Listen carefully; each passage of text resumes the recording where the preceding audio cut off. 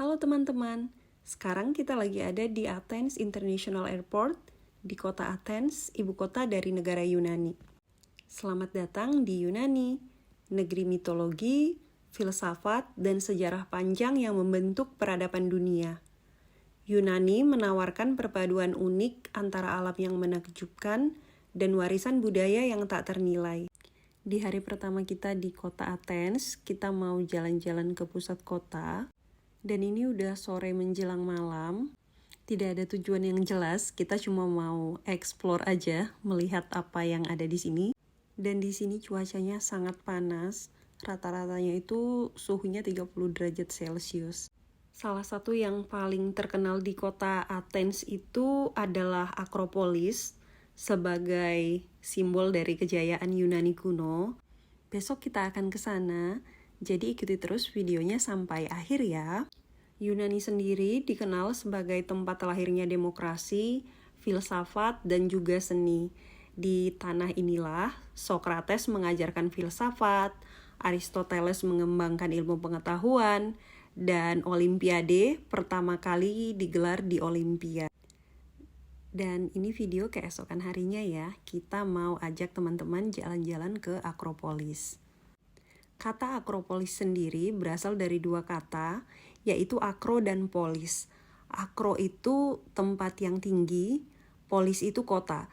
Jadi Akropolis kota di tempat yang tinggi. Kita akan naik tram dan ini tramnya udah datang. Untuk tiket public transport, menurut saya itu cukup terjangkau ya. Kita bisa beli yang satu kali jalan atau ada juga yang paketan beberapa hari, bahkan yang 1 bulan. Itu jatuhnya jauh lebih murah. Nah, di atas tulisan Elliniko itu ada huruf-huruf yang unik ya. Dan itu emang adalah alfabet Yunani. Jadi Yunani menggunakan alfabet yang berbeda dari yang umumnya kita gunakan. Kalau teman-teman pernah lihat huruf seperti alfa, beta, atau theta di buku matematika biasanya ya. Nah, huruf-huruf itu adalah alfabet Yunani. Kita sudah sampai di stasiun akhir dan kita akan berjalan menuju ke Akropolis.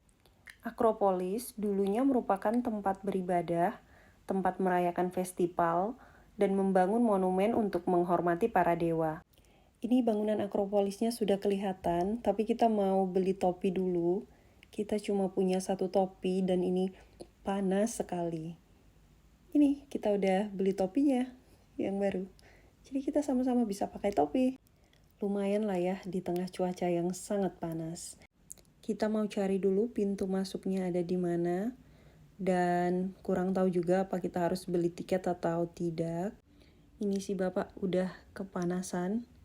Emang panas banget sih, 32 derajat Celcius.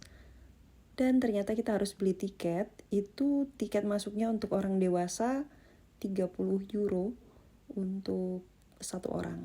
Dan ini kita sudah di dalam, kita akan mendaki sampai ke atas sana. Ikutin terus ya, kita lihat ada apa di sana.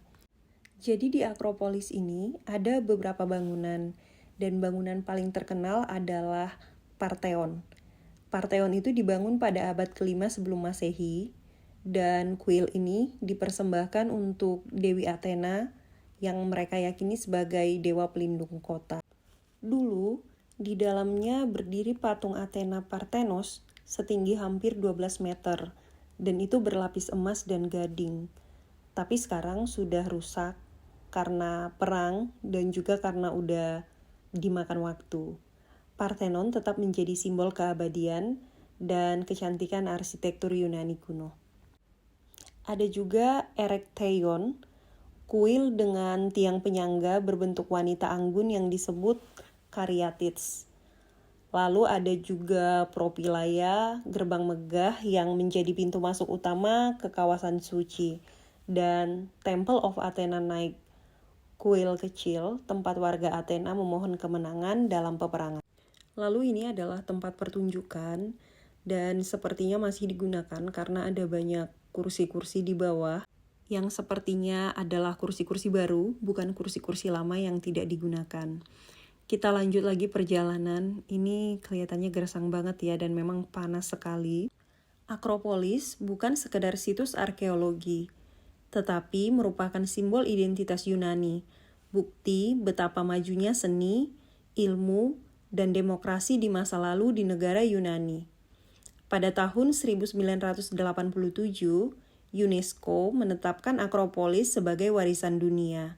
Hari ini, jutaan wisatawan dari seluruh dunia datang ke Athena untuk menyaksikan langsung mahakarya peradaban kuno.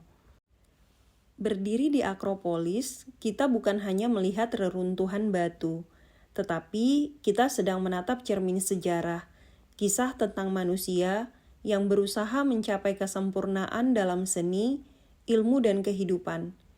Inilah Yunani dan inilah Akropolis, mahakarya abadi yang akan selalu mengingatkan kita pada akar peradaban manusia.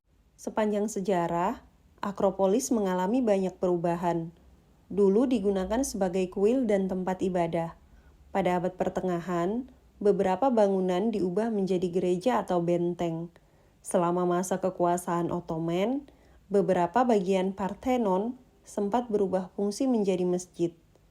Meskipun mengalami kerusakan akibat peperangan dan waktu, Akropolis tetap menjadi simbol ketahanan budaya Yunani.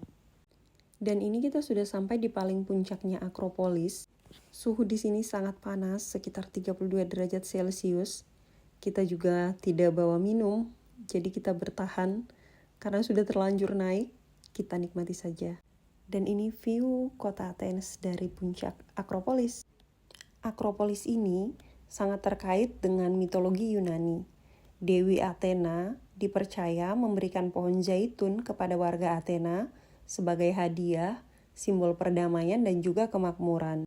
Dan ini akhirnya kita menemukan harta karun, kita bisa beli minum, ada vending mesin di situ. Jadi kita bisa menghapuskan dahaga dan melanjutkan perjalanan. Dan sekarang kita akan melanjutkan perjalanan untuk turun.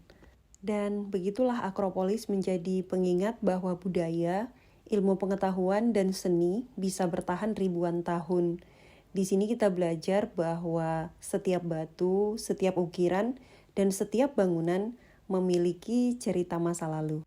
Pohon-pohon ini adalah pohon zaitun, dan di mana-mana kita bisa menemui pohon zaitun di kota Athens. Sampai di sini dulu ya videonya. Jangan lupa like dan subscribe ya. Aku akan berbagi banyak cerita melalui channel YouTube ini. Sampai bertemu lagi.